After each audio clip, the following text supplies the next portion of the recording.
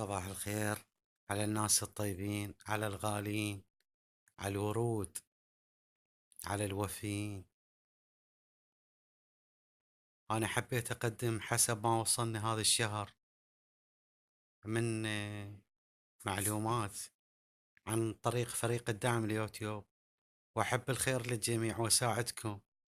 فإخواني خواتي، راح أنزل هذا الشرح ووصلني حتى فيد الجميع، وخاصة ملاحظة مهمة جدا إلى أصحاب الحفلات، أصحاب البث المباشر من إخواننا وخواتنا.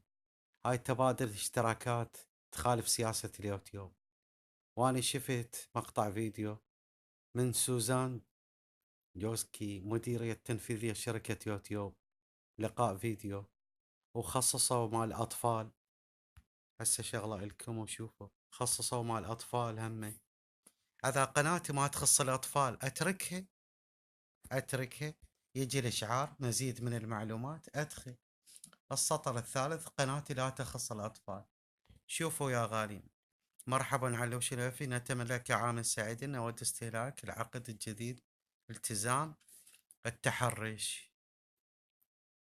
هاي تصدي التحرش، انتم تقدرون تقرونها في اطار جهودنا المعززة.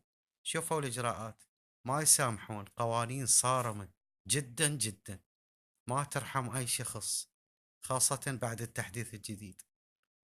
احذروا من الكلمات المسيئة للأدب، الشتم، العنف، الكراهية، خاصة أهل الحفلات. إذا لاحظنا تكرار أنماط السلوك الذي يستهدف الأفراد، يمكننا إزالة قناة منشأ المحتوى، يعني إزالة الفيديوهات أو برنامج شركاء اليوتيوب، أو إزالة القناة نهائيا. هاي الإنذارات الثلاثة حذروا منها، إنذارات ثلاثة. وحذاري من الإنذار الرابع، يؤدي إلى حظر الحفلة أو البث المباشر 90 يوم، أو إزالة القناة نهائيا. احذروا أصحاب البث المباشر، هذا التحديث الجديد 2020 حسب ما وصلني، وحبيت أساعد الجميع وأقدم لكم هذا الشرح وهاي المعلومات، أقدمها لكم. اللي ما يعرف يدخلها. أني إجاني هذا الإشعار لين عندي ويا فريق الدعم إرسال، وهاي المعلومات اجتني على قناتي والتعليمات، وحبيت أقدمها لكم يا غالي يا طيبين، الخواتي واخواني الاعزاء الكرام.